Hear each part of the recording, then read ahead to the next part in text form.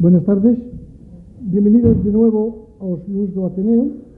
La conferencia de hoy se titula Xestión Forestal Sostible en Galicia y está organizada por la sección de Ciencia, Tecnología y Medio Ambiente de la Ateneo. En Galicia, en todo el territorio de Galicia, un 61% está dedicado al monte, un 31% aproximadamente a la agricultura y el resto pues a ciudades, infraestructuras, etc. De ese 61% de territorio dedicado a monte, el 31% más o menos está dedicado a matorral, pastizal, monte raso y un 69% a monte rural. El monte gallego es muy importante por sus productos, la madera, las leñas, los frutos, el corcho, las resinas, pastos, plantas aromáticas, plantas medicinales, setas, caza, pesca, biomasa, ocio, turismo, deporte, paisaje, etc. El monte fue siempre el banco del medio rural. Nuestro monte es una gran riqueza que está sin aprovechar, y ya Castelao decía: a repoboación forestal será o patrimonio da nación galega e o mellor aforro da colectividade. Pero una gestión del monte no solo es necesaria desde el punto de vista económico. El monte juega un valioso papel en la regulación del agua, la fijación del CO2, la protección contra la erosión, la fertilización de las tierras. Y sin querer anticiparme a lo que diga nuestro conferenciante, yo me atrevo a decir que la peor gestión del monte, la menos sostenible, es sin duda el abandono. Para hablarnos de la gestión forestal sostenible en Galicia, tenemos con nosotros a don Antonio Rigueiro Rodríguez, ingeniero de montes y catedrático de la Universidad de Santiago de Compostela desde el año 1983, adscrito al Departamento de Producción Vegetal y Proyectos de Ingeniería.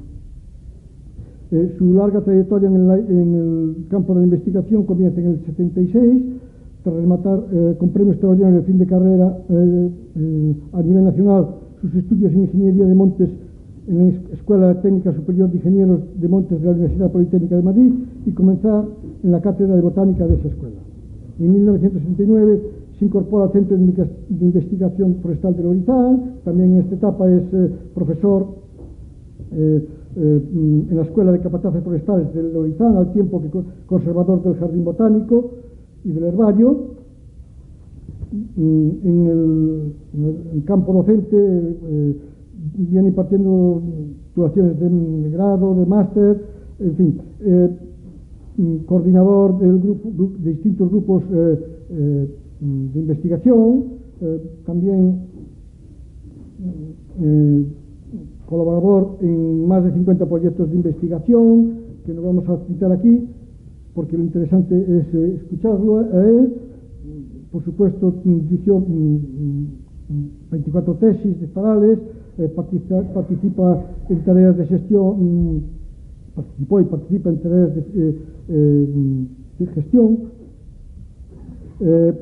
y en la actualidad es de destacar dentro de las múltiples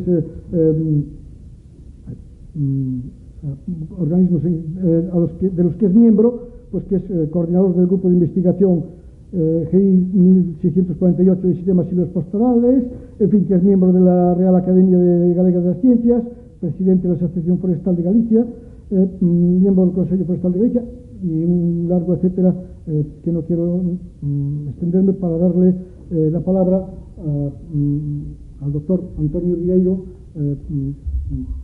de lo que me honra ser compañero de la Asociación Forestal de Galicia. Antonio, cuando quieras.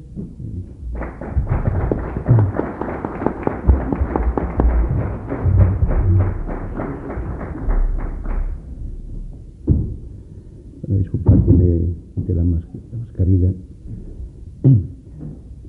Boas tardes. Quero comezar agradecendo a directiva do Ateneo e tamén aos socios que me convidaran a estar aquí esta esta tarde, xa casi noite, para falar pois deste tema, a xestión forestal sostible en Galicia, que é un tema que, pois, de alguna maneira nos atinxe, nos afecta a todos, a toda a sociedade.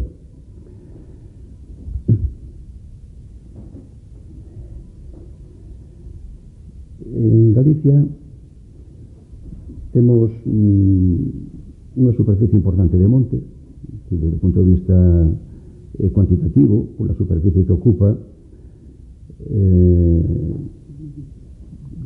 algo máis de 2 millóns de hectáreas, pois ten unha importancia relevante, porque iso supón 2/3 partes do territorio galego. 2/3 partes do noso territorio é monte, aproximadamente 1.400.000 hectáreas é monte de arboredo, é terreo coberto de árbores, e algo máis de 600.000 hectáreas pois é terreo raso, a veces se lle chama terreo improdutivo desde o punto de vista da produción de madeira, pero unha superficie importante dese monte raso, dese monte de matogueira, pois son hábitats da Rede Natura 2000, polo tanto, espazos protegidos e que teñen unha importancia tamén desde o punto de vista da conservación dos valores naturais. E aparecen datos neste cadro comparando os dous últimos inventarios forestais nacionais. O último, o traballo de campo, fixose no ano 2009, e no anterior, no terceiro, ano 1997. Por tanto, estamos falando de datos xa bastante afastados no tempo. Actualmente estáse facendo un inventario forestal de Galicia, promovido pola Xunta de Galicia, e ao longo deste ano coñeceremos datos máis reais, non? Máis actuais da situación do monte galego. É probable que a superficie de monte de arboredo pois se incrementara nos últimos anos. En canto ás especies, a distribución das especies forestais, arbóreas, en función da superficie que ocupan, pois vemos que dominan os piñeiros, con un 39% da superficie do monte de arboredo, seguidos dos eucaliptos, un 26%, as carballeiras, sobre todo de carballo común, do que chamamos carballo do país, inda que hai máis de un, o cuerco robo, iso con un 17,5% da superficie, os bosques de cerqueiro, de cerquiño, de carballo negro, un 8%, os outros de castiñeiros aproximadamente 3,5%, e logo pois outras especies pois teñen representacións menores. É dicir que o bosque de arboredo galego está fundamentalmente dominado por piñeiros, eucaliptos e logo unhas 400.000 hectáreas, dese 1.400.000 hectáreas de arboredo que temos na nosa terra, aproximadamente 400.000 hectáreas están ocupadas polas frondosas do país, polas nosas especies autóctonas, os carballos, castiñeiros, bidueiros, amieiros, etc. Comparando eses dous últimos inventarios forestais nacionais, podemos un pouquiño cal é a tendencia, non? Cal é a tendencia en canto a superficie ocupada polas distintas especies. Vemos, por exemplo, que o piñeiro pináster, o piñeiro do país, pois tende a disminuir, tende a reducirse a súa presencia, non? Porque, entre outras razóns, porque moitos piñeirais de piñeiro do país, cando se cortan, pois non se repoboan outra vez que a mesma especie, sino que se repoboan con eucaliptos, que é unha especie máis atractiva desde o punto de vista productivo e de crecemento para os propietarios forestais que o piñeiro. En cambio, o outro piñeiro abundante en Galicia, o piño americano, o piñeiro insigne, o pino radiata, pois ten unha tendencia a aumentar a súa superficie, porque ten un crecemento bastante máis rápido que o piñeiro do país. E os eucaliptos pois ten unha tendencia crecente, unha tendencia a aumentar a súa superficie, unha tendencia que incluso se acentuou nos últimos anos, e que foi unha das razóns polas que se estableceu unha moratoria o ano pasado de plantacións de eucaliptos en Galicia en terreos nos que antes non estivera presente esta especie. Esta mirtácea foi unha moratoria apoiada polos tres grupos parlamentarios que están representados actualmente no Parlamento galego. Esa moratoria estableceuse hasta o ano 2025 ou finais do 24. Bueno, depois non se sabe que decisión se tomará. Certo é que o Plan Forestal de Galicia, un documento de planificación sobre o sector forestal galego que se aprobou hai uns meses, pois tamén contempla unha reducción relativa, pero unha certa reducción da presencia dos eucaliptos en Galicia.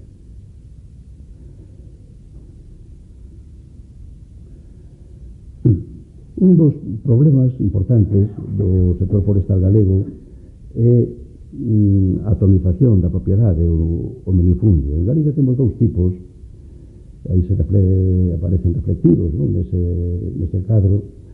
Casi toda a propiedade forestal galega é de réxime privado, de propiedade.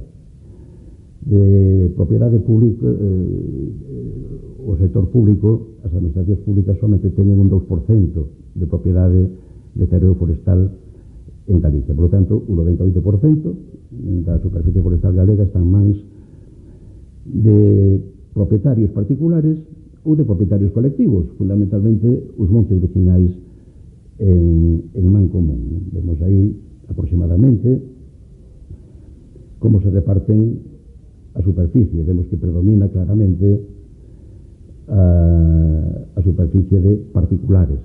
E esa superficie de particulares pues está moi dividida, moi repartida en pequenas parcelas, salvo honrosas excepcións.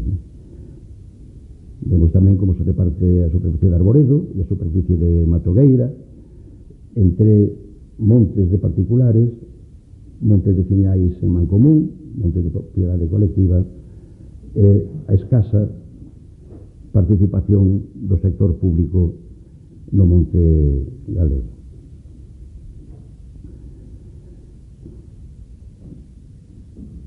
Estímase ou estimábase hai uns anos que en Galicia temos uns 450.000 ou 500.000 titulares catastrais forestais, propietarios forestais. Rara é a familia galega que non ten algún parente que é propietario de algún monte.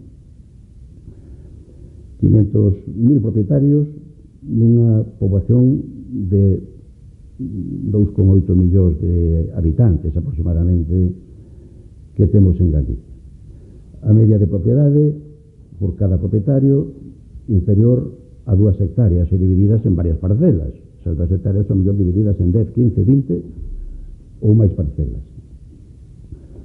O que nos está falando da necesidade de asociacionismo, de agruparse os propietarios para poder xestionar as súas propiedades, para que a súa xestión das súas propiedades pois sexa técnicamente posible. En cambio, os montes veciñais en mancomún pois teñen unha superficie promedio dunhas 200 hectáreas. Temos algo máis de 3.000 montes veciñais en mancomún en Galicia e a superficie media son 200 hectáreas, o que permite unha xestión técnica axeitada. Pero, como decíamos, a superficie de monte máis importante está en mans de montes particulares, moi dividida, e, polo tanto, difícil, prácticamente imposible de xestionar se non se busca algunha forma de agrupación. Intentáronse modelos nos últimos anos, por exemplo, as UXFOR, Unidades de Xestión Forestal Sostible, co goberno bipartito, fixeronse algunhas, pero poucas, realmente moi longe de solucionar o problema. Intentouse un pouco máis tarde coas SOFOR, as Sociedades de Fomento Forestal, tamén foron testimoniais os resultados, e inténtase agora coa lei, se me sabe o nome, a lei de recuperación da terra agraria ou algo así se chama, que se acaba de aprobar no Parlamento de Galicia e que utiliza figuras como os polígonos agroforestais, como as agrupacións voluntarias de propietarios, como as aldeas modelo, e oxalá que dé resultado, porque este é un estrangulamento dos máis importantes do sector forestal de Galicia, é dicir, que se conseguira de alguna maneira superalo, que só fora parcialmente, pero bueno, de unha forma un pouco importante, pues sería un gran paso para un gran avance para o sector forestal. Para que se faga unha idea, este mapa corresponde á comarca da Barcala, na provincia da Coruña, e o pintado de cor verde pois é a parte forestal, son as masas de arboredo. Isto é como está unha zona desa comarca se propoñemos o plano catastral, como está dividido en parcelas. O cadrado que está no medio representa 1 hectárea, é dicir que temos centos de parcelas de superficie inferior a 1 hectárea. Eso, desde o punto de vista da xestión forestal, é algo ingobernable, imposible. Temos que hai parcelas con 2 pinos ou distribucións deste tipo. Vamos comentar pois algunhas fortalezas que me parecen importantes, non, do noso sector. Temos unha importante superficie forestal, evidentemente, 2/3 partes do territorio galego é monte, unha alta productividade, algunhas comarcas galegas, sobre todo no norte de Galicia, pues están consideradas as de máis alta productividade forestal de Europa. Temos unha planificación, gustarános menos ou non, pero como comentaba hai un momento, acaba de aprobarse unha revisión do Plan Forestal de Galicia. Tiñamos xa unha planificación desde os anos 90, o Plan Forestal de Galicia, pero aínda que se cumpriron algunhas das súas previsións, houve desviacións importantes noutras e, polo tanto, o ano pasado aprobouse unha revisión dese plan que estará vixente durante os próximos 20 anos. Temos un entramado industrial moi potente en Galicia, temos industrias de pasta de papel, varias industrias de taboleiros, industrias de aserrío. O sector de aserrío sufriu unha reconversión importantísima, non? Desde hai varias décadas, non? Pasamos de cerca de 1000 aserradoiros en Galicia a ter uns 300 aproximadamente, que quizás non chegue na actualidade. Temos ademais previsión de implantación de novas industrias, temos varias plantas tamén de taboleiros de distinto tipo, de fibras, de partículas, de media densidade, de contrachapado. Recentemente, hai un par de anos aproximadamente, me parece, pois creou a Fundación Arume, que trata de potenciar, de promocionar o cultivo do piñeiro en Galicia como especie forestal. É unha forma, de alguna maneira, de facerlle fronte, non, a expansión, a importante expansión que estaba tendo o eucalipto. Aquí vamos camiño de que o sector forestal galego dependera solamente dunha especie, non? Ou dun pequeno grupo de especies, dos eucaliptos. Bueno, pois a través desta fundación, na que está implicada toda a cadea forestal, é dicir, desde os silvicultores ata os industriais, ata os transformadores, pois se vai facer, se está facendo xa un labor importante de mellora xenética do piñeiro para conseguir planta de boa calidade, porque para producir o fin, a meta debe ser producir madeira de moi boa calidade, da mellor calidade de calquera especie. Neste caso estamos falando do piñeiro, madeira de moi boa calidade que teña altos precios, que acade altos precios no mercado. E para iso é necesario partir dun material de reproducción dunhas plantas de viveiro da mellor calidade xenética. Nesa tarefa está ahora a Fundación Arume en relación cos piñeiros de Galicia. Pero non é suficiente, é necesario, pero non suficiente ter boa planta de viveiro, tamén é necesario facer as plantacións en terreos apropiados para esas especies e aplicar os tratamentos culturais e silvícolas asociados para ter fustes rectos, sin nós, por lo tanto, unha boa produción e unha alta calidade e, en consecuencia, o mellor precio. Os precios da madeira están subindo nestes momentos, sobre todo o do piñeiro, que estaba moi baixo en comparación nos últimos tempos, en comparación co precio da madeira do eucalipto. En cambio, pois temos problemas coas nosas especies, cos carballos, castiñeiros, madeiras nobles, madeiras pois moi boas, sempre estimadas, pero o que ofrece o noso sector forestal, o mercado e a industria, por desgracia, pois non é da mellor calidade, e entonces pois estas madeiras estamos importando, carballo do país, faia, carballo americano, cerdeira, madeiras que poderíamos producir aquí, pero estamos importando de fora porque non temos aquí suficiente calidade. Avanzamos na certificación forestal. A certificación forestal pois é un selo, como unha marca identificativa, como unha marca de calidade que garante que a madeira foi cultivada utilizando criterios de sostibilidade, non? Entón, cando chega ao mercado a comprar unha mesa dun comedor ou unha silla ou un dormitorio, pois a sociedade, que cada vez vai sendo máis sensible en relación con o noso medio ambiente, con conservación do noso medio ambiente, coa sostibilidade forestal, pois, inda que paga un poquinho máis, pois moitas persoas prefiren mercar aqueles mobles que teñen ese selo, esa garantía de que esa madeira foi xestionada ou foi aproveitada en bosques que se xestionaron de forma sostible e que non é unha madeira, por exemplo, procedente de bosques tropicais nos que se fan verdadeiros espolios.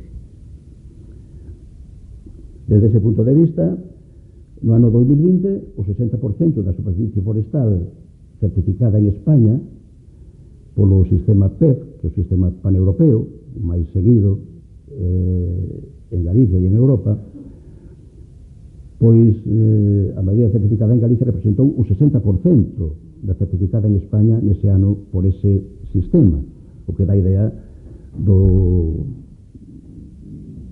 de que vai avanzando a bo ritmo a certificación forestal en Galicia.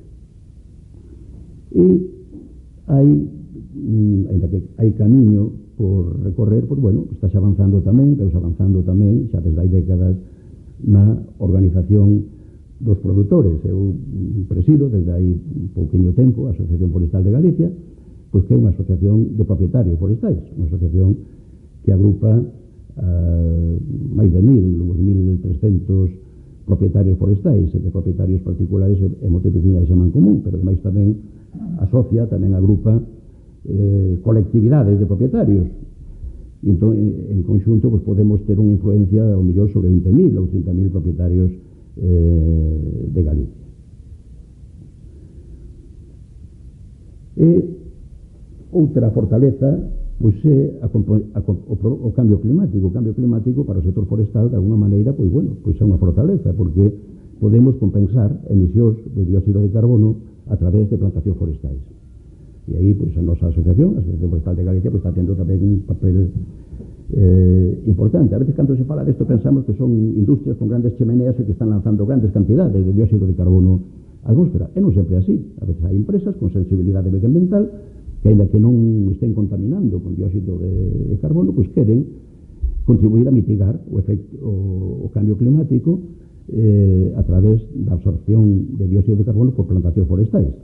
Por exemplo, a Asociación Forestal de Galicia ten un convenio con Inditex, e posiblemente tendrá pronto con algunha outra empresa galega neste senso, non? Que lles buscamos montes, preferentemente montes incendiados, porque non calquera superficie sirve, teñen que reunir unha determinadas condicións para que se poida facer esta compensación, e buscamos os montes e facemos a plantación para esta compensación de determinadas empresas, determinadas industrias.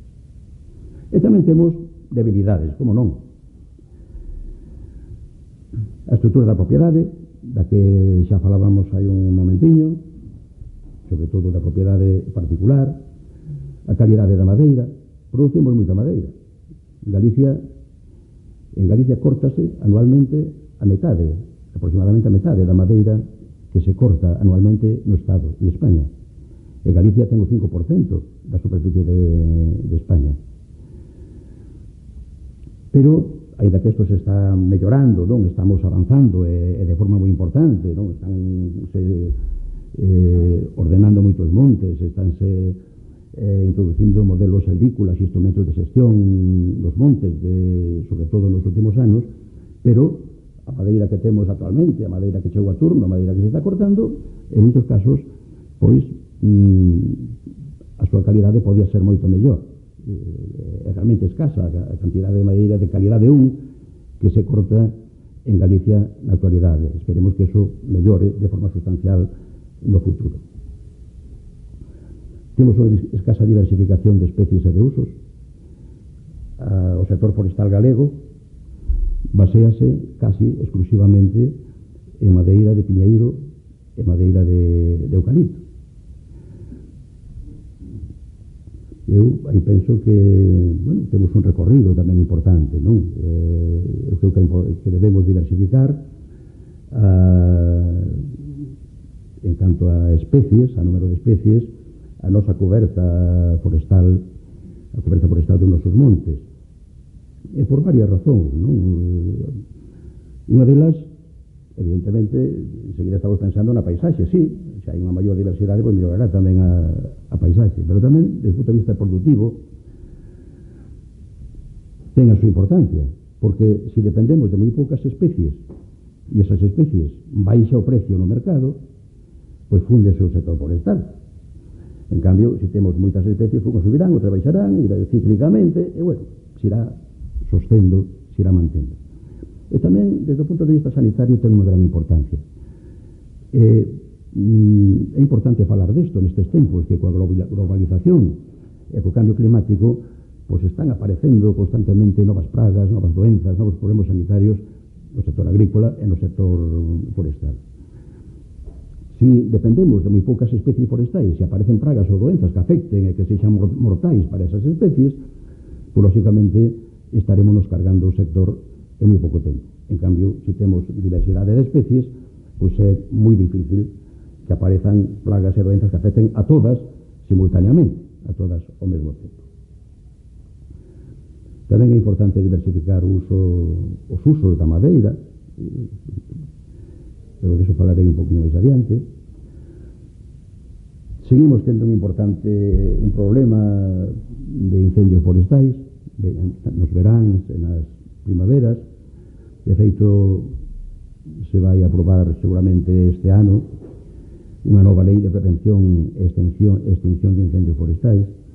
É certo que se avanza, logo veremos algún gráfico, conseguiuse reducir moi sustancialmente o número de incendios e a superficie queimada en cada ano, pero siga habendo incendios, siga habendo superficie queimada, e non podemos darnos por satisfeito hasta que cheguemos ao nivel cero, que non haxe incendios ou que se xen testimoniais e que non se queime ninguna superficie ou unha superficie moi cativa. A sanidade forestal, como antes comentaba, pois é un problema importante. Temos tamén problemas de absentismo, é dicir, de moitos montes, moitas parcelas de monte que non están cuidadas, que ninguén se preocupa delas, incluso agora coa lei de recuperación de terras agrarias pois están facendo un estudio e hai moitas parcelas que non se sabe de quen son.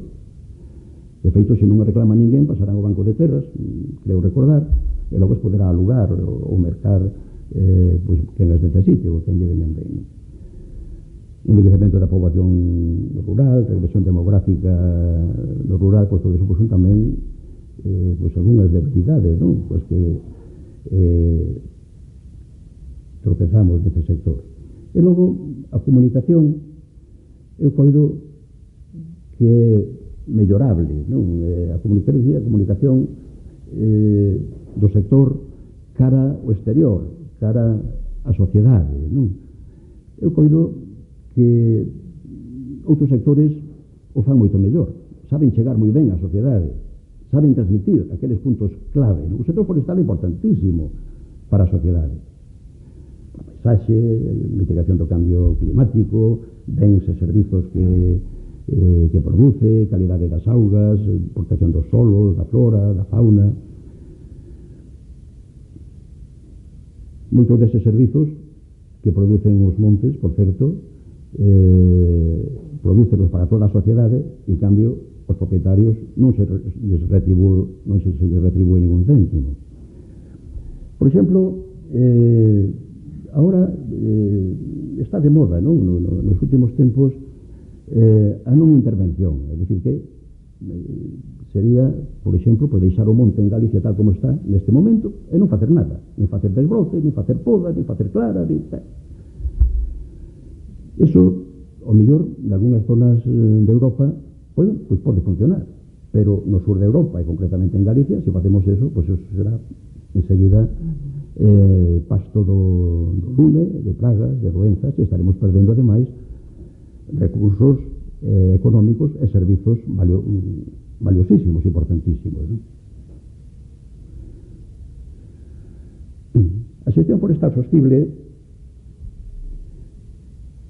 porque deso vai o meu tema, é un concepto que deriva dunha conferencia de ministros para a protección de bosques, ministros de agricultura, que normalmente as competencias de montes están dentro dos ministerios e consellerías de agricultura de Europa. E esa reunión celebrouse en Helsinki no ano 1993. E aí se estableceu o que é xestión forestal sostible, porque hai quen pensa que a xestión forestal sostible é simplemente conseguir que o monte teña árbores de forma permanente. E non é somente eso. É iso, pero é máis que iso. Definírona como administración e uso dos bosques e terreos forestais dun xeito e con intensidade tal que manteñan a súa biodiversidade, a súa produtividade, a posibilidade de regeneración e a súa vitalidade. E tamén a capacidade para atender actualmente e no futuro, non solamente para xeracións actuais, sino tamén para xeracións que nos sucederán, as funcións ecolóxicas, económicas e sociais relevantes a escala local, nacional e global, sin prexudicar outros ecosistemas. Un dos sistemas de xestión, hai varios sistemas no mundo de xestión forestal sostible. O que máis se utiliza en España, e por tanto en Galicia e en Europa, é o chamado PEF, Pan-European Forest Certification. Este sistema basease en 6 criterios. É dicir, que para facer unha xestión forestal sostible con este sistema debemos seguir estes criterios: o mantemento dos recursos forestais e do ciclo global do carbono de cara á mitigación do cambio climático, o mantemento da vitalidade e da saúde dos ecosistemas forestais, as funcións produtivas do bosque, a conservación da biodiversidade, o mantemento e mellora da función protectora, protección das augas, dos solos, da flora, da fauna, e outras funcións como a función social, Imos ir rapidamente repasando cada un deses criterios e ver como estamos en Galicia en relación con eles. Criterio 1. Mantemento e desenvolvemento dos recursos forestais e a súa contribución ao ciclo global do carbono. Bueno, temos unha superficie forestal importante, como xa comentamos. O 65% da superficie de Galicia, da nosa comunidade autónoma, é monte, e dentro desa superficie de monte, o 70% é monte con arboredo. Monte con árbores, 1.400.000 hectáreas. Temos unhas importantes existencias de madeira, verémoslo dentro dun momentiño. As existencias, pois, é a cantidade de madeira, metros cúbicos ou toneladas de madeira que temos no monte.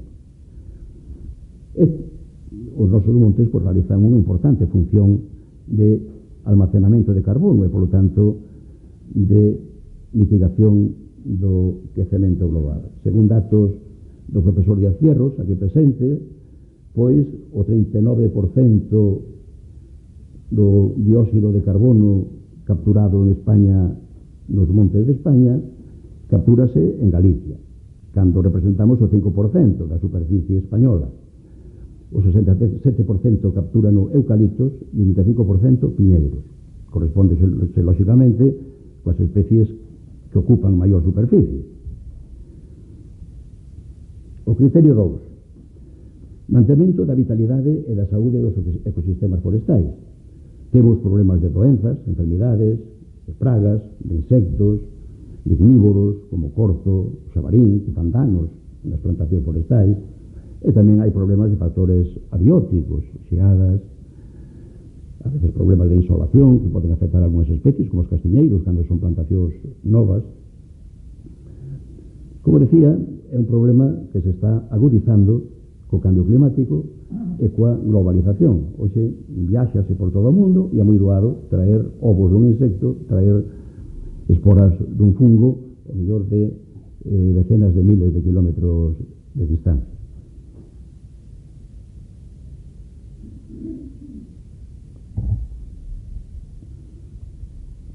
Algunos exemplos, por exemplo, o gorgullo de eucalipto, este insecto australiano que causa defoliación nas plantacións de eucaliptos, ou o cancro do castiñeiro, neste caso é un fungo que produce danos importantes aos castiñeiros, podendo ser incluso mortal para a árbore, sobre todo cando son árbores novas. Recentemente, estes días, falaba a prensa tamén de outro problema sanitario do eucalipto, non? A Mycosphera eucalipti, tamén un fungo que produce defoliación importante en eucalitais novos. Nos últimos anos apareceu tamén unha nova doenza importante nos piñeiros, ou acentuouse a banda vermella, e hai quen di que non, pero eu teño as miñas dúbidas de se está presente ou non en Galicia a banda marrón, que está causando verdadeiros estragos nos piñeirais do País Vasco. O castiñeiro, pois, ten tamén outros problemas sanitarios, non? Como a vespa do castiñeiro, desde hai tamén un par de décadas. A vespa fai a posta dos ovos nas xemas do castiñeiro, e logo a árbore reacciona producindo eses bugallos nos que medran as larvas desa vespa. Tanto o gorgullo do eucalipto como a vespa do castiñeiro se está loitando contra eles con éxito, con sistemas de loita biolóxica, con outros insectos que se alimentan das larvas das pragas. O criterio 3, mantemento e revalorización das funcións productivas do bosque. As cortas de madeira en Galicia pois son importantes, veremos cuantitativamente un cadro dentro dun momentiño. Temos un importante crecemento, incremento anual de madeira nos montes. Como comentaba, nos últimos anos pois estáse avanzando moito na ordenación de montes, na introducción de plans de xestión, de instrumentos de xestión, estáse aplicando tratamentos culturais e servícolas de cara a producir madeira de boa calidade, non producir solamente madeira destinada ás industrias de trituración. É importante ter en conta tamén os produtos non madeireiros, como os cogumelos, como mel, plantas medicinais, froitos e sementes de árbores, como a castaña. Vemos neste cadro as cortas de madeira, cifras aproximadas, do ano 2020, en metros cúbicos con corteza. Vemos que, fundamentalmente, cortanse en Galicia madeira de coníferas, sobre todo piñeiro do país, Pinus pinaster e piñeiro americano, Pinus radiata, porque as cortas de piñeiro silvestre nese ano foron do orde de 150.000 hectáreas, perdón, de 150.000 metros cúbicos. E logo temos as especies máis importantes en canto a cortas de madeira anuais, pois son os eucaliptos. Hasta aí, uns anos estaban por riba os piñeiros, estaban por riba as coníferas, ¿no? Pero os últimos pois vai destacando o eucalipto e ademais vai incrementando a diferencia ano a ano.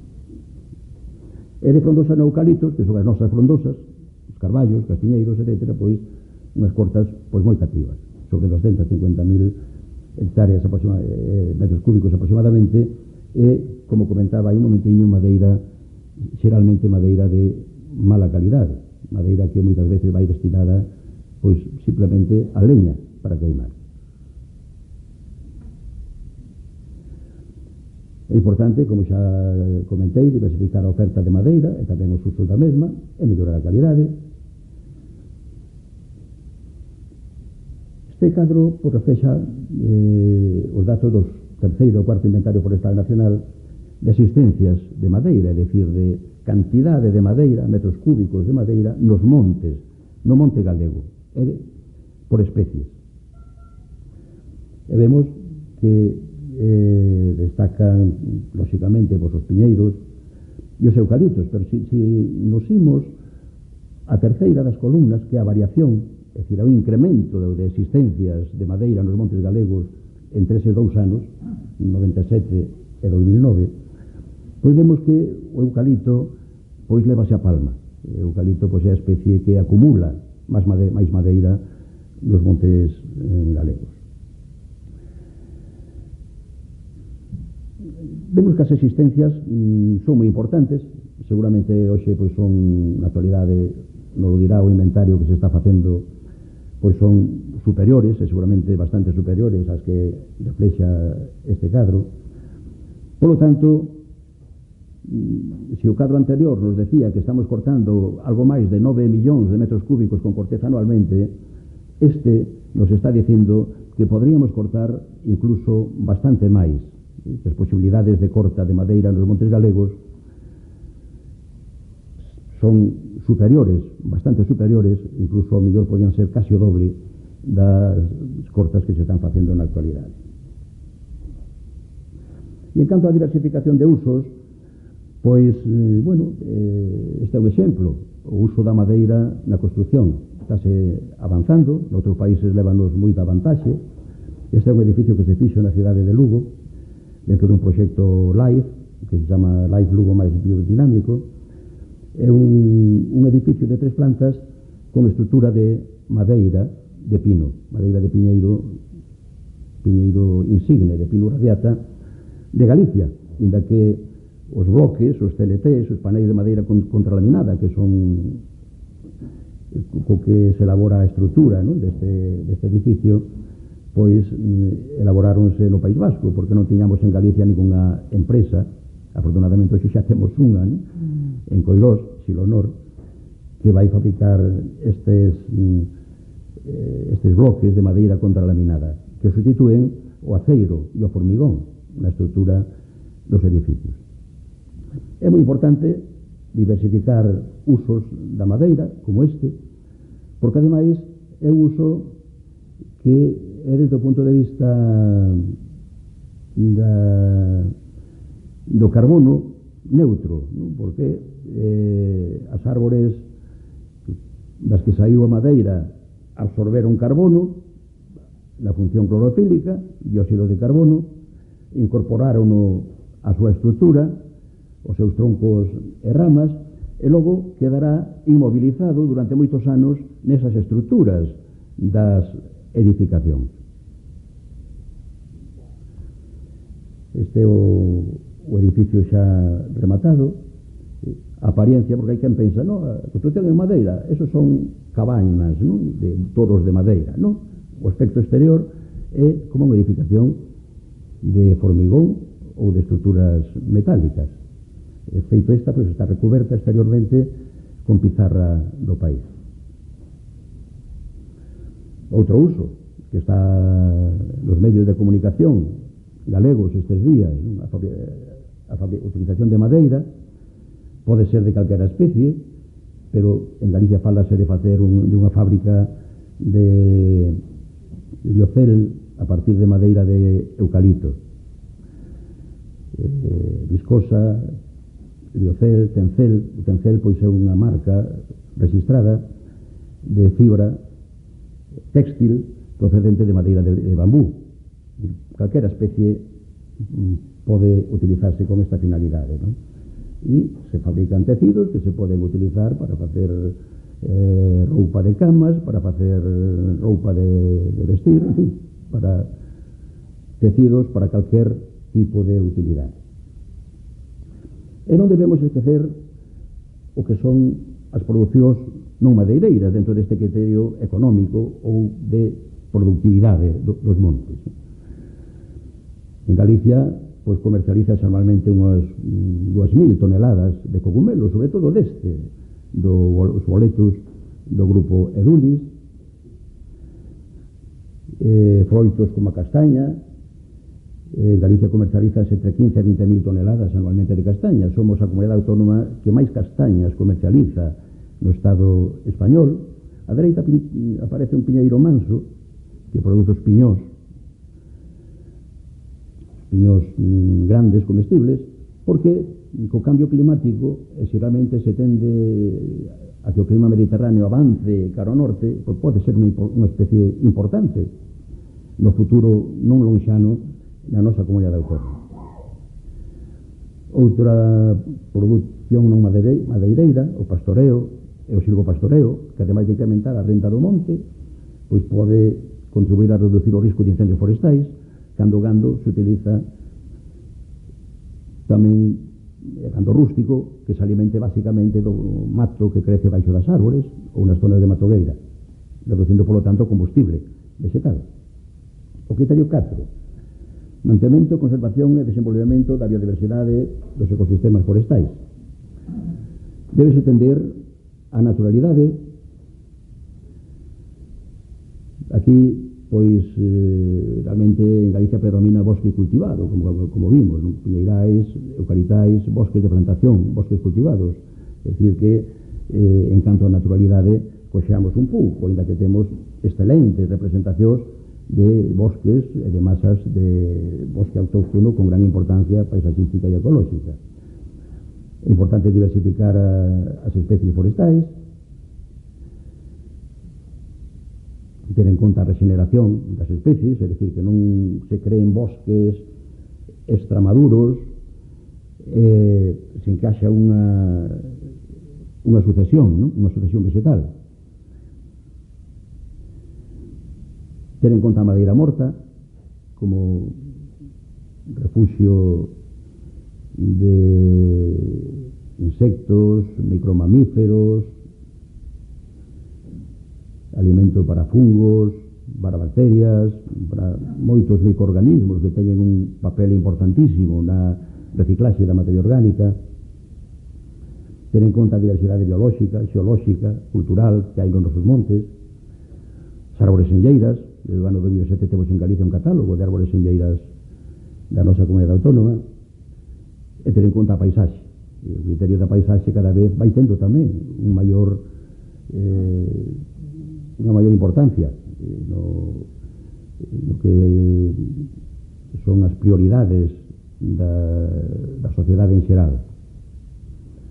En Galicia, se temos 2/3 partes de monte, é evidente que o monte na paisaxe pois ten unha notable importancia. Debemos conservar a biodiversidade, bosques singulares, paisaxe, como por exemplo esta devesa da Rogueira, un bosque singular da Serra do Courel, Parque Natural das Fragas do Eume, temos ecosistemas naturais ou seminaturais moi valiosos, o sobreiral do río Arnego, do concello de Agolada, e a masa de sobreiro de Alcornoque máis extensa de Galicia, con unhas 25 hectáreas aproximadamente. E incluso temos especies en perigo de desaparición catalogadas, incluídas no catálogo galego de especies ameazadas, que están ligadas á presencia de bosques, como por exemplo a Colcita macrocarpa, o único fento arbóreo que temos en Galicia, que é un relicto, unha testemunha da era terciaria, cando no que hoxe a Galicia tiñamos un clima de tipo tropical ou subtropical, e aquí crecían fentos arbóreos, palmeiras, bosques de laurisilva, algo, unha paisaxe forestal moi diferente, non? A que podemos contemplar hoxe.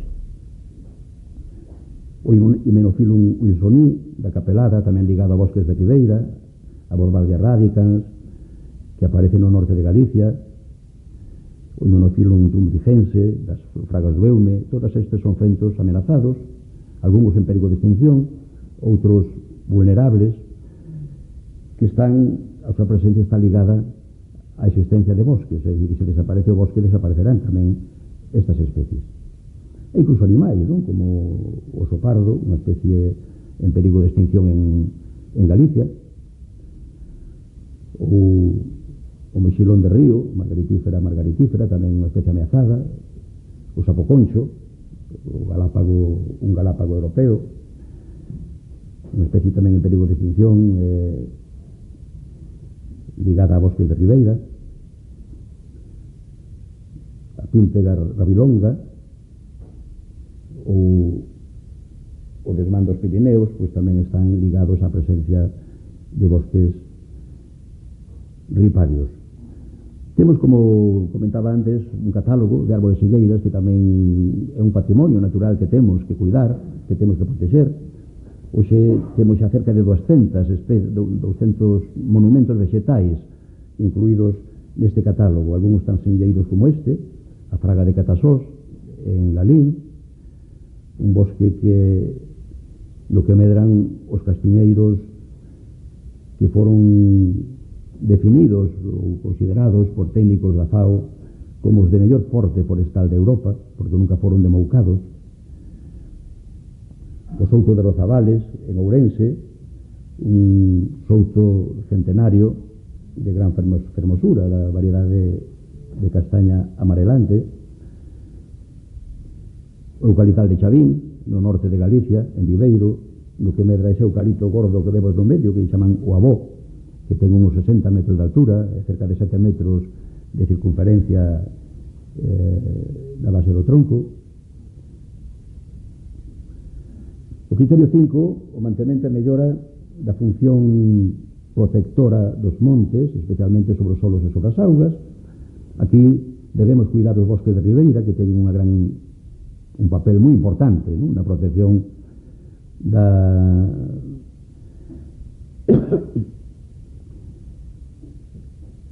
na protección das augas, da calidade das augas, regulan a temperatura, producen sombra no verán, e en cambio as árbores están sen folla no inverno permiten que chegue a radiación solar, proporcionan alimento a fauna acuática e anfibia, que están suxetando as marxes dos cursos de auga para que non se desmoronen cando hai unha crecida, unha chea, proporcionan refugio a fauna acuática e anfibia, actúan de filtros verdes, evitando que elementos sólidos e en disolución cheguen aos cursos de auga, non? Evitando que se produzan problemas de eutrofización. Teñen un importantísimo papel, ademais de ser corredores vegetais, corredores ecolóxicos polos que se pode mover a fauna e a flora higrófila. Debemos evitar a degradación do solo, problemas de erosión, compactación. Aí debemos vixiar especialmente os traballos de plantación, traballos agrícolas, traballos de explotación, de aproveitamento de madeira. Debemos cuidar tamén o estado nutricional, o balance de nutrientes. Aí apuntei biomasa porque agora, como hai plantas de utilización de biomasa con fin enerxético, pois estánse levando a ramas, non? Cando se fai unha corta de árbores, pois hai empresas que levan as ramas para queimar, por exemplo, para a planta de Grinal en Curtis. E claro, se non se deixan polo menos os elementos finos das ramas e as follas que se descompoñan e que aporten os seus nutrientes ao solo, pois aí corremos un risco, non, de degradación. Se estamos extraendo e non lle devolvemos nada ao solo, pois aí corremos un risco importante de empobrecemento e degradación edáfico. E o problema dos incendios que lógicamente debemos minimizar. De todas maneiras, como antes comentaba, a evolución sin ser plenamente satisfactoria, porque para que fora plenamente satisfactoria teríamos que chegar ao nivel cero incendios, cero superficie queimada, pero vemos que a tendencia é positiva. Si comparamos, por exemplo, o ano peor, que foi o ano 1999, non? Cando ademais aquel verano o conselleiro estaba de vacacións en Mallorca, pois que arderon casi 200.000 hectáreas, non? de monte. Logo no ano 2006 outro pico importante, e no ano 2017 máis reciente, eses lumes ademais estranos, raros, moi dañinos, moi prexudiciais en Portugal e tamén en Galicia, pero a tendencia é a reducirse tanto o número de incendios. Fíxense que pasamos de unha media entre 12 e 15.000 incendios por ano a menos de 2.000. Non é para botar cohetes, pero é parece que esquimos polo bo camiño, non? Vemos que se concentran os incendios sobre todo na parte meridional da nosa comunidade autónoma. Se temos en conta o índice de risco diario de incendios forestais, que se basea no índice canadiense, que establece estas categorías: azul, verde, amarelo, naranja e roxo, para perigos baixo, moderado, alto, moi alto, extremo, e vemos un promedio para Galicia, pois vemos que tamén os valores extremos do índice, é dicir, aquelas circunstancias que se chaman a regla dos 30, non? Máis de 30 días sin chover, temperatura por encima de 30 grados, humedade relativa por baixo do 30%, velocidade do vento por riba do 30 km por hora, pois vemos que esas circunstancias se dan sobre todo no sur de Galicia, o que de alguna maneira xustifica que aí sexa donde teñamos máis incendios, ademais de outros factores que tamén influen. E o criterio 6, o último criterio, mantemento de outras funcións e condicións socioeconómicas que ofrece o bosque ao conxunto da sociedade, pois aí inclúese pois melloras da estrutura da propiedade, a xeración de man de obra, beneficios económicos da función productiva, que poden ter, e de feito teñen xa unha importancia considerable na Galicia rural, os beneficios económicos dos servizos, das externalidades. O produtor, o propietario do monte, recibe os beneficios da madeira que corta, dos cogumelos que vende, se os vende, das castañas que vende, pero das externalidades, da mellora da calidade da auga, da protección do solo, da protección da flora e da fauna, do secuestro de carbono, aí se pode recibir, se se dan as circunstancias apropiadas, porque de carbono hai un mercado, pero da maior parte deses servizos que ofrece o monte á sociedade, o propietario non recibe ninguna compensación. Accesibilidade para recreo.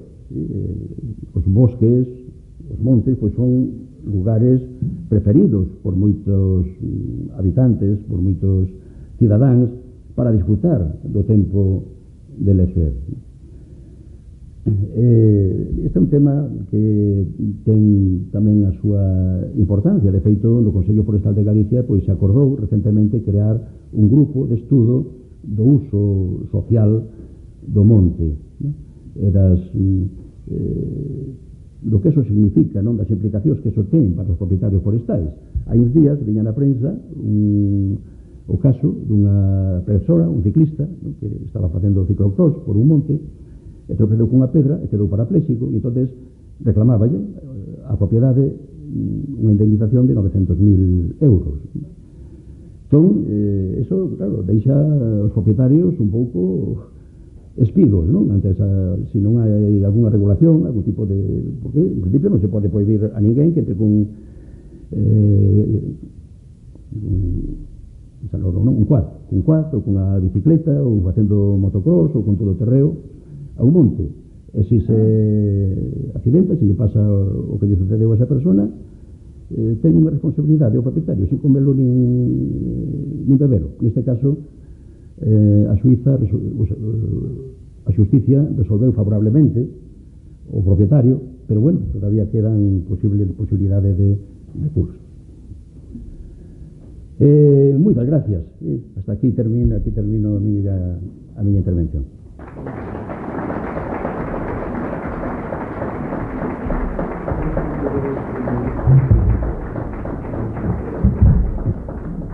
Muchas gracias. Comenzamos ahora el turno de preguntas. Carmen.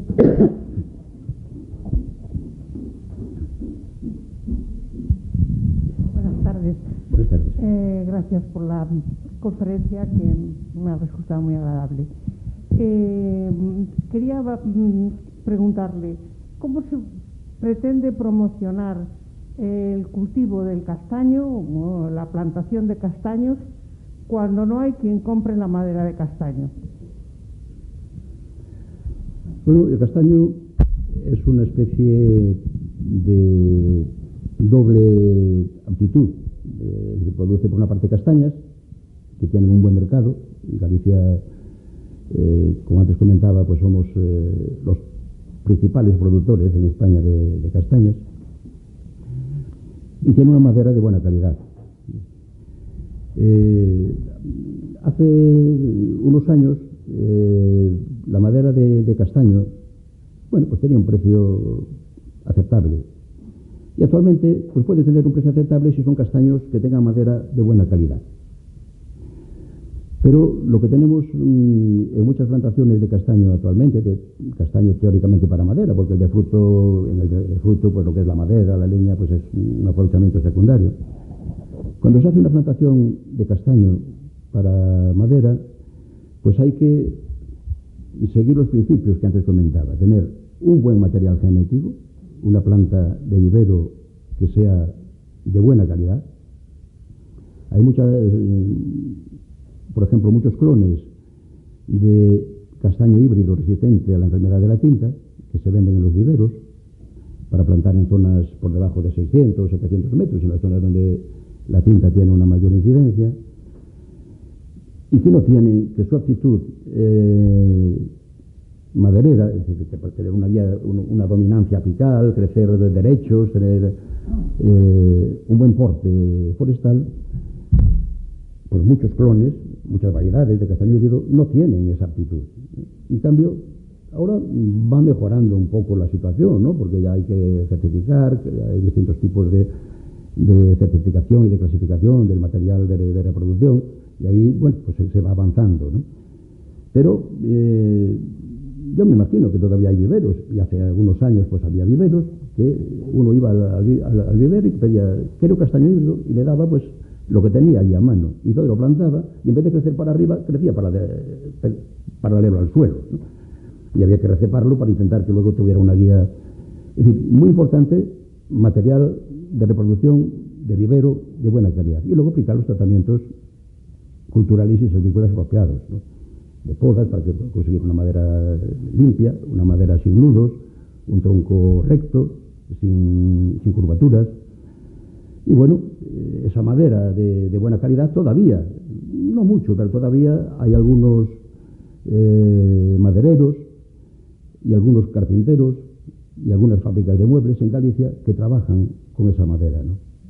Cada vez menos, porque realmente la oferta de madera de calidad de castaño, por desgracia, en Galicia, de castaño y de roble y de otras especies autóctonas, es escasa y mala. Y entonces, pues se está importando madera de esas especies, de haya, de cerezo, de roble americano, de roble del país, pues de Francia, de Alemania, de Estados Unidos, de otros países, ¿no? Es triste, ¿no? Yo soy un defensor, siempre he sido un defensor de nuestras especies, de nuestras maderas, de la diversificación, de la cubierta forestal de nuestros montes, pero la realidad que tenemos hoy es esa. Y luego hay otra cuestión, y es que no todos los terrenos pueden acoger especies como el castaño. Son especies mucho más exigentes que los pinos o que los eucaliptos, ¿no? Y eso es otro factor a tener en cuenta. Buen material genético, buena planta de vivero, plantarla en terreno adecuado, aplicar los tratamientos culturales y silvícolas necesarios, y luego, pues, que no solamente a un propietario se le ocurra plantar castaños para madera, sino que haya muchos propietarios que planten castaño para madera para que haya una oferta importante y, por lo tanto, eso pueda generar también una industria que absorba que compre esa madera, ¿no? Y la transforme, ¿no?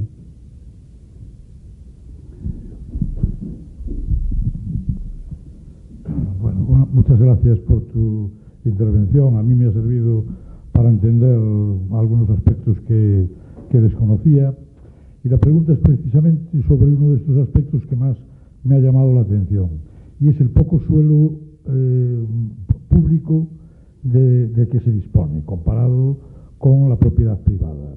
Y mi pregunta es, ¿las fortalezas en el suelo público son mayores que las fortalezas en el privado? Bueno, aunque la administración pública tiene poca superficie de terreno propio, ¿no? Pero interviene, la administración pública interviene en montes privados, antes lo hacía a través de convenios de colaboración, los convenios que establecía, por ejemplo, sobre todo con montes vecinales en mano común. Y entonces llegaban a un acuerdo y la administración se comprometía, pues, a hacer la plantación, a hacer los trabajos de desbroce, de poda, de clara, también los trabajos culturales y silvícolas apropiados para que aquello, pues, produjera una madera de buena calidad, ¿no? Y luego, al final, pues, la administración recuperaba la inversión cuando se vendía la madera, ¿no? En teoría, cuando se vendía la madera, la administración recuperaba por lo menos una parte, ¿no? de lo que había invertido. Y actualmente estos convenios desaparecen y se van a transformar en unos contratos de la administración con las comunidades de montes para hacer con una finalidad parecida, ¿no? Pero que esperemos que funcione mejor que los convenios, porque tristemente, pues muchos de los montes que tienen esos convenios con la administración, pues son de los peor gestionados. Es decir, que se hacía la plantación y bueno, y nada más. Se dejaba que creciera el matorral, no se podaba, no se aplicaban tratamientos. No fue un buen ejemplo en general, ¿sí? Seguramente hay alguna excepción, ¿no? Pero en general no fue un buen ejemplo la intervención de la administración en los montes de propiedad privada. Hola, Antonio. Gracias por la charla, que me ha parecido muy interesante y muy clarificadora. Mira, comentaste el tema de las patologías y hablaste concretamente del problema del País Vasco, ¿no? Del País Vasco, ¿no? Sí. En el País Vasco, prácticamente en los últimos 4 años, ha habido una poda brutal de los montes, básicamente pino, ¿no? Y están procediendo a regenerar prácticamente, en la parte de Guipúzcoa, prácticamente todos los pinares que había en el País Vasco, y son muchos. Son prácticamente todos privados y son todos de pequeños propietarios, ¿no? Y han hecho una política muy de incentivación del corte y de la repoblación, ¿no? Y les han dado a elegir hasta 6 o 8 especies diferentes para recuperar y replantar prácticamente todo el monte, ¿no? Y son todas especies son varias variedades de pino, alguna variedad de eucalipto y algunas autóctonas, fundamentalmente agrias, ¿no? Y la política de precios, o sea, la política de subvención, está tremendamente relacionada por una parte, con el mantenimiento de la diversidad, con la conservación de las especies autóctonas y muy relacionada con la rentabilidad de la plantación del monte. Eso está haciendo que, por lo menos hasta donde yo sé, la mayoría del monte se está volviendo a replantar con pino, ¿no? Y no se está recurriendo todavía a especies de plantación o rendimiento más rápido como el eucalipto, ¿no? Ese tipo de estrategias pueden funcionar en políticas públicas aquí a la hora de incentivar la evolución de la pequeña propiedad y de la creación de asociaciones y de montes comunales o sociedades comunales de mayor tamaño. Me vas a perdonar, pero es que yo soy un poco duro de oído y con la máscara no te entendí bien. A ver si entendí bien, ¿no? Si te refieres a si promocionar desde la administración pública el uso de diversas especies, si se podía trasladar aquí, si podía ser trasladable aquí a Galicia. ¿Es esa la pregunta? Con estrategias tan intensas como esas, vamos. ¿Con estrategias tan intensas como las que han hecho allí, de cortar, repoblar, subvencionar directamente. Bueno, cortar es que realmente en el País Vasco la enfermedad del pino radiata, que fundamentalmente es el más abundante allí, ¿no? De la banda marrón realmente fue espectacular, realmente arrasó, ¿no? Entonces cortar se veían obligados a cortar y una vez que cortaban, pues muchos se inclinaban por el eucalipto, ¿no? Por repoblar con eucalipto, ¿no? Entonces el gobierno vasco intervino, ¿no? Para, bueno, un poco lo que sucedió aquí, ¿no? Aquí se estaba cortando pino y plantando eucalipto y la superficie de eucalipto estaba creciendo, entendieron los políticos de una forma desmesurada y fue cuando decidieron, oye, una moratoria y a ver qué hacemos, ¿no? Y allí, pues, sucedió algo parecido. Lo que pasa es que, además, sacaron una normativa un poco extraña en relación con los turnos de corta, es decir, obligando, para frenar también el eucalipto, o posiblemente para frenar también el eucalipto, ¿no? Obligando a que no se corte ninguna especie forestal con menos de 20 o 20, ¿cuántos son? 25 años, ¿no? Con lo cual, el eucalipto a turno corto, como se corta aquí a los 12 años para pasta de papel, allí imposible con esa norma, que yo creo que no está todavía aprobada, pero bueno, está por ahí en exposición pública, por ahí anda circulando, ¿no? Y entonces intentan diversificar la superficie forestal promocionando otras especies. Hombre, a mí como estrategia me parece adecuado y me parecería adecuado también para Galicia. Lo que pasa es que no solamente hay que lanzar la estrategia y la línea de ayudas, tienen que ser también los propietarios receptivos a esas ayudas, ver qué les interesa, qué les conviene, en lugar de otras cosas, ¿no? Pero a mí una línea de ese tipo, yo creo que ahora el Gobierno Autonómico, la Consejería de Medio Rural, la Dirección General de Ordenación y Planificación Forestal, va en ese camino. Van a sacar, o sacaron ya, una línea de ayudas para la recuperación de soutos, de bosques de castaño. Hay una ya, o por lo menos la había estos años pasados, para la creación, para la implantación de nuevos soutos. Acaban de sacar una para repoblación con pinos y con frondosas, con especies del país, por ejemplo, con roble, fresno, cerezo, haya. Lo que pasa es que el éxito depende no solo de la oferta de la ayuda, depende también de la receptividad del propietario forestal a lo que le están ofreciendo, ¿no? Y yo no sé lo que está pasando, lo que pasará, porque aún acaban de sacar la orden estos días, ¿no? Pero bueno, yo me imagino que la mayor parte pues irán al pino, porque es la especie más productiva y a más corto plazo comparado con las frondosas, ¿no? Siempre habrá alguna honrosa excepción, ¿no? Pero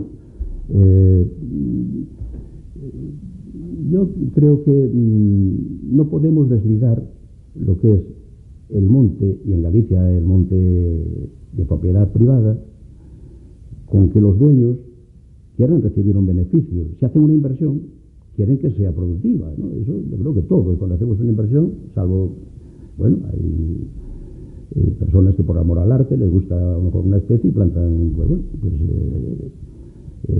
porque les gusta sin pensar en cortar la madera y porque les gusta verlo crecer, verlos en flor, ver el cambio de color estacional, etcétera. Pero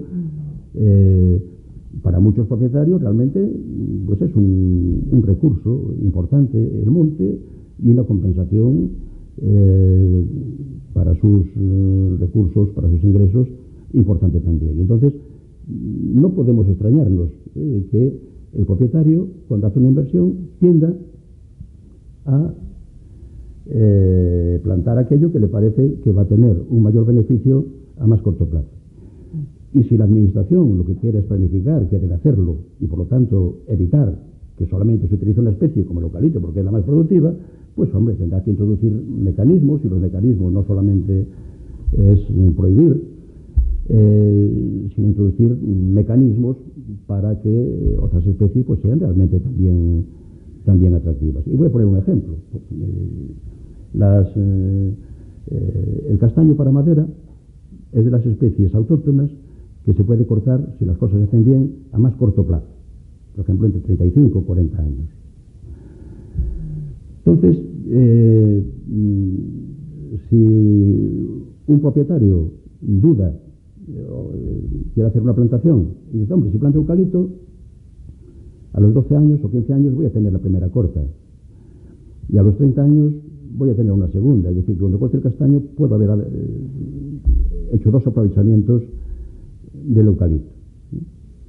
Pero bueno, ahí podría intervenir la administración estableciendo un contrato con ese propietario, con una agrupación de propietarios, con un monte vecinal en mano común, de alguna manera dirigido a que en las zonas de su propiedad forestal que pueden acoger el castaño, que antes decía no son todas, tienen que tener una cierta calidad, pues si en lugar de plantar el eucalipto planta el castaño, oye, pues sí, pero mira, a los 15 años que te correspondería el turno si plantaras eucalipto, yo te voy a adelantar el 50% del beneficio que tendrías si plantaras eucalipto. Y a los 30 años, otra vez. Y luego, cuando cortes los castaños, me devuelves lo que yo te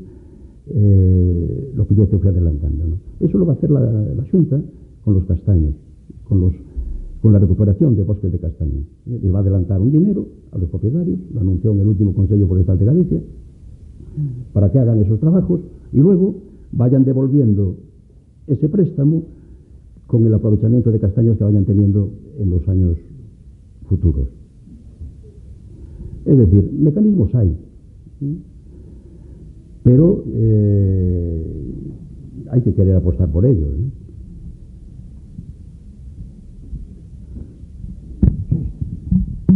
Sí, yo quería preguntar exactamente por cuál es la acción repobladora que está siguiendo el sector público aquí en Galicia.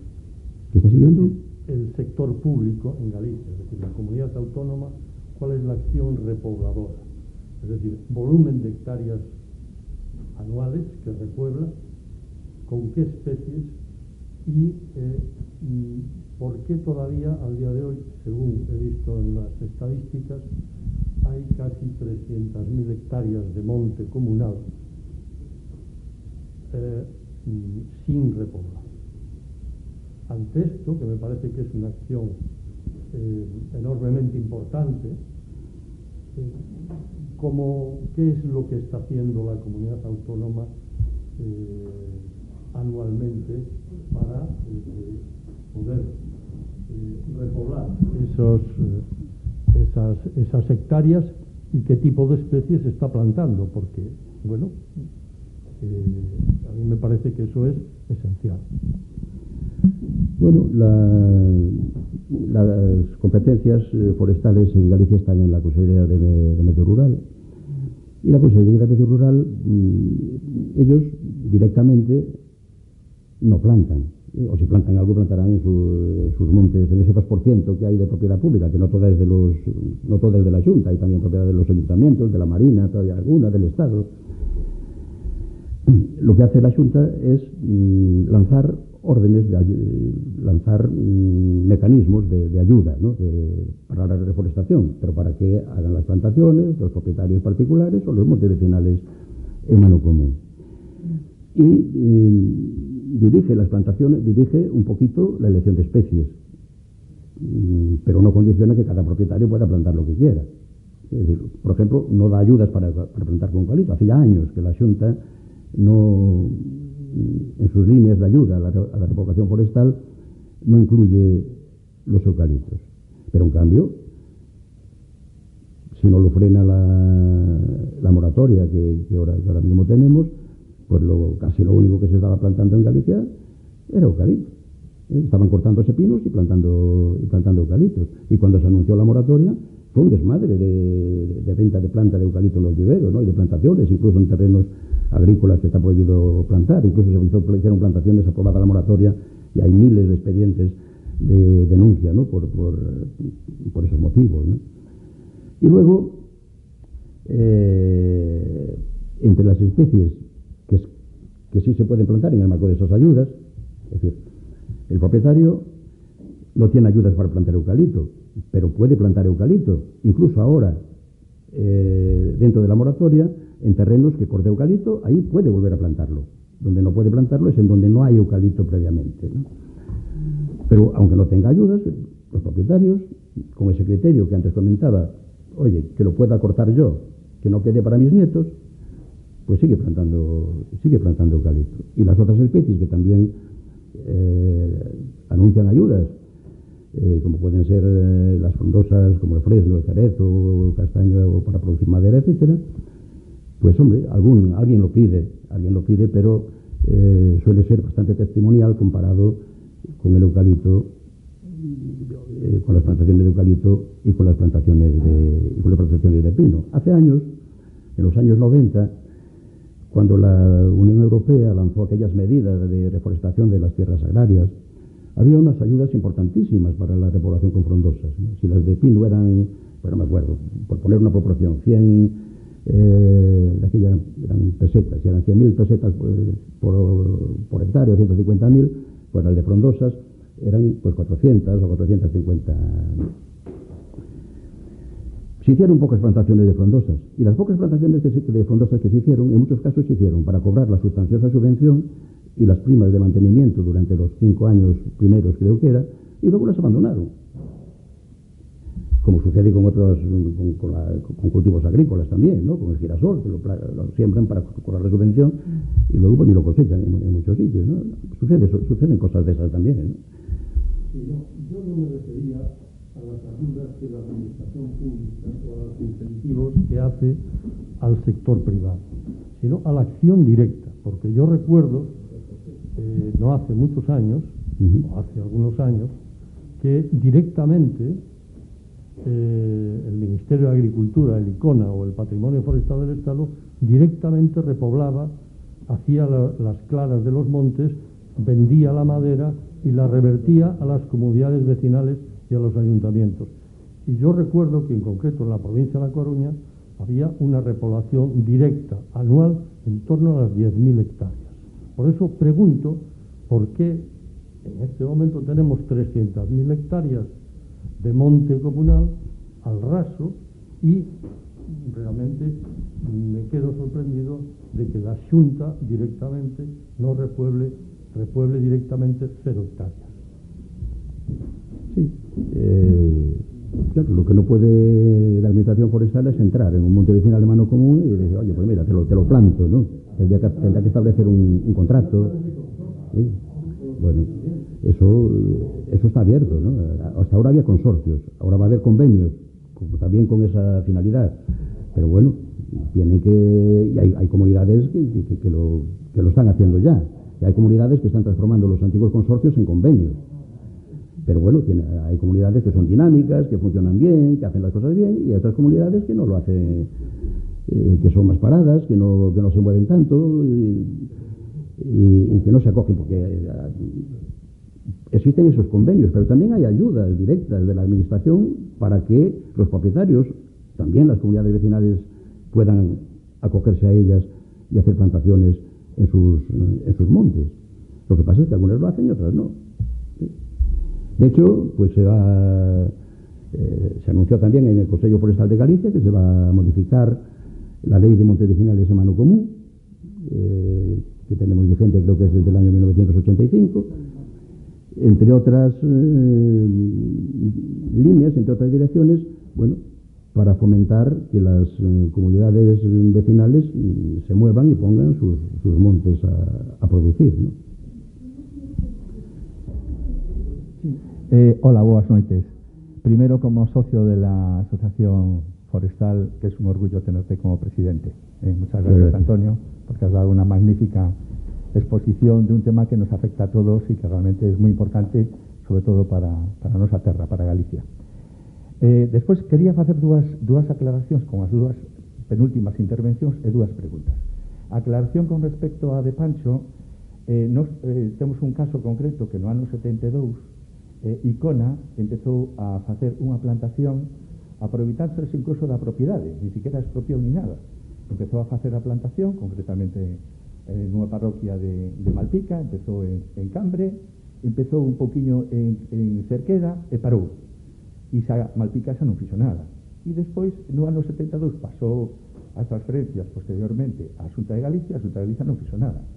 E ora se dá a paradóxica de que nin podes plantar, nin podes levar unha besta a pastar, nin podes recuperar a propiedade. Temos que xuntarnos os veciños para que xuntarnos os veciños poder facer calquera das figuras que hai dentro do que é a explotación silvícola.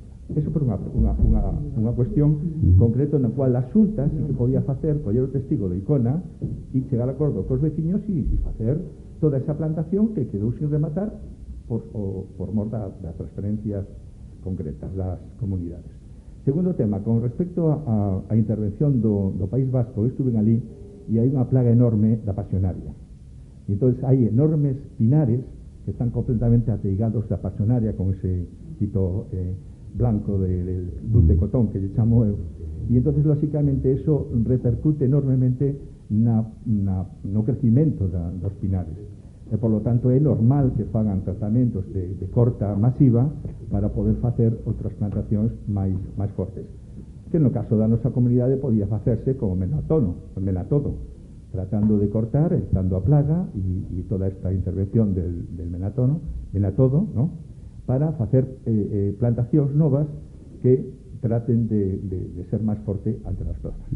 Dúas preguntas. Unha, un dos problemas que temos é el minifundio, lógicamente. É un tema enorme para calquer cousa.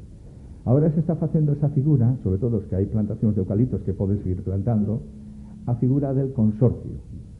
El consorcio consiste en manter o propietario a propiedade, pero se fai a unha empresa especializada que fai a plantación, todos os traballos de silviculturas, e despois ao cabo de 12, 15, 17 anos se vende esa madeira e hai o 50% desas ganancias, ¿vale?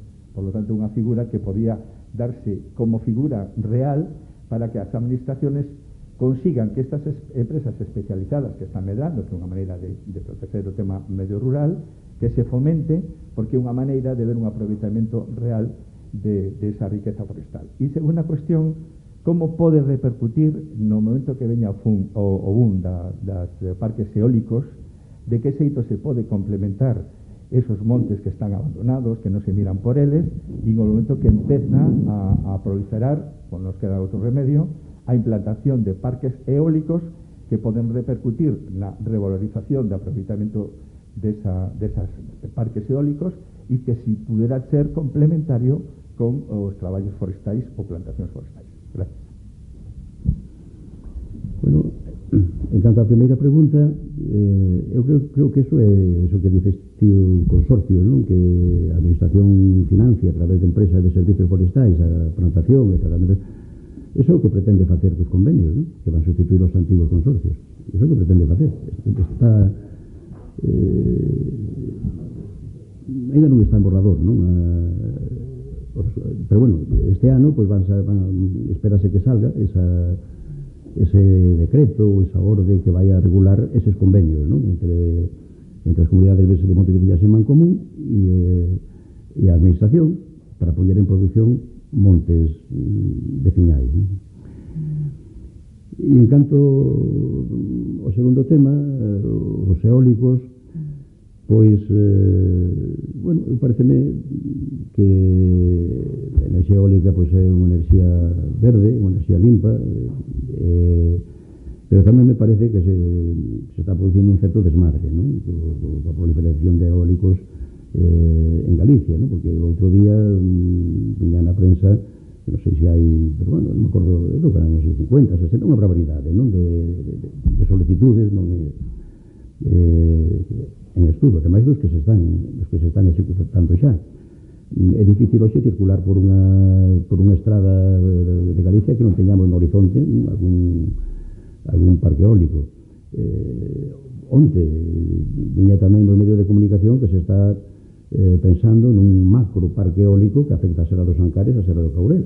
Serra dos Ancares e a Serra do Courel pois son dos poucos espacios galegos que temos libres de eólicos neste momento, e ademais é unha zona especial de conservación da Rede Natura 2000 senlleira en Galicia, non? Espero que eso non vai adiante, pero bueno, polo menos por aí anda, ou andan detrás, non?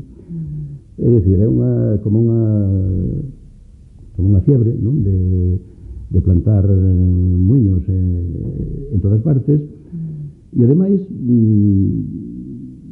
pois agrávase todavía, non, a situación, porque nós somos unha potencia, non?, na produción de enerxía eólica no contexto de España. Temos unha produción importante de enerxía hidroeléctrica, non? Tivemos dúas centrais térmicas afectando, lógicamente, a nosa comunidade autónoma, tamén coas súas contaminacións e todo eso. E pagamos o recibo da luz como máis pintado, non? Entonces pues, é un pouco eso de mesa por noia que te pichope, non?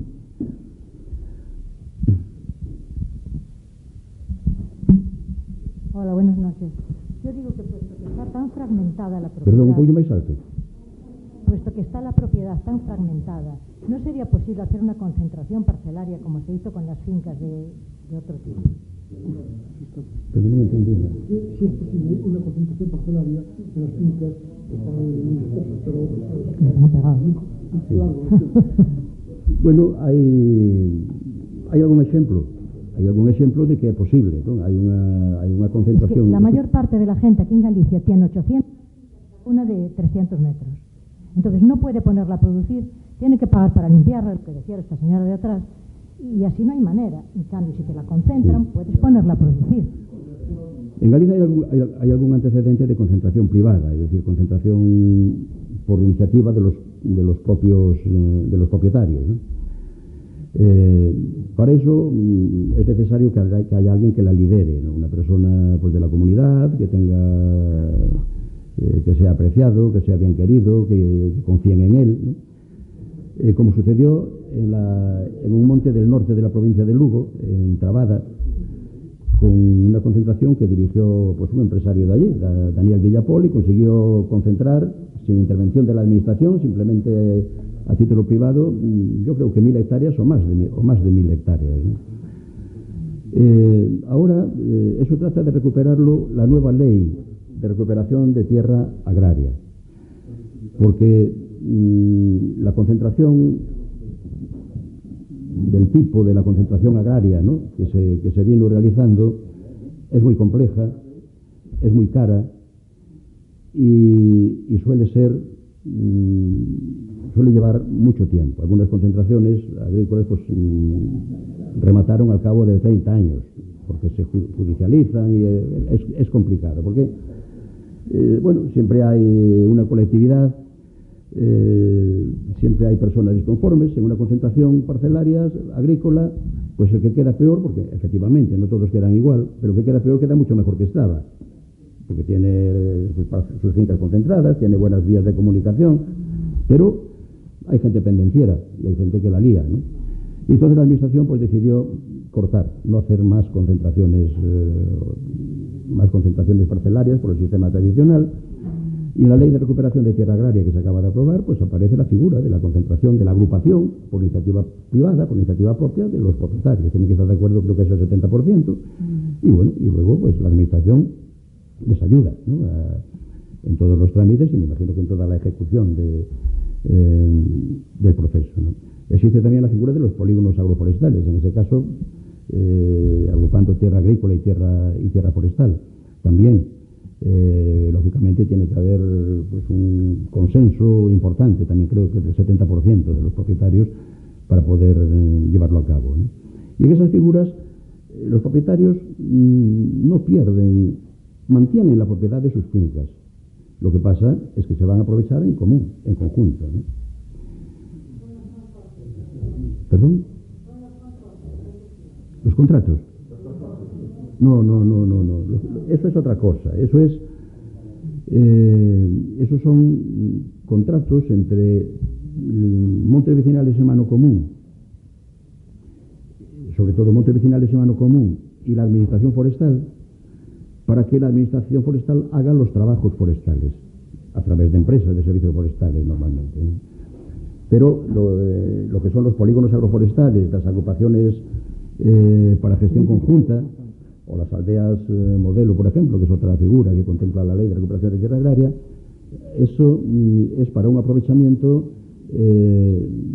Bueno, las aldeas modelo no es para no necesariamente tiene que ser un aprovechamiento conjunto de varios vecinos, pero los polígonos agroforestales y las agrupaciones para aprovechamiento conjunto, sí, manteniendo la titularidad de cada parcela, pero un aprovechamiento común, y me imagino que será también recibir unos beneficios proporcionales a la superficie que aporta cada uno de los propietarios.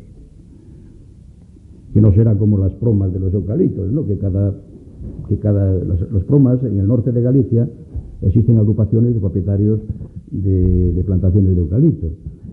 Y entonces hacen una gestión, bueno, hasta cierto punto conjunta, pero sobre todo venden la madera en conjunto, con lo cual es más cantidad de madera y consiguen mejores precios. Pero lo que no consiguieron, por lo menos hasta el momento, que a mí me extrañó mucho, es que luego el reparto de los beneficios de la venta de la madera se haga proporcionalmente a la superficie de cada uno. No, cada uno quiere que se lleve contabilidad de los eucaliptos que cortaron en su parcela y que le paguen sus eucaliptos, ¿no? Bueno, suspendemos aquí porque me dicen que ya no tenemos tiempo, entonces lo siento por los que ya tenían la palabra pedida, y me dicen que lea aquí que el próximo lunes a las 19:30 se celebrará la conferencia Adiccións non tóxicas, impartidas por don Juan Carlos Permuy, psicólogo e educador social. Y antes de despedirnos, querer agradecerle a Antonio, pues dejarle un recuerdo del Ateneo, para que lleve un buen recuerdo. Gracias.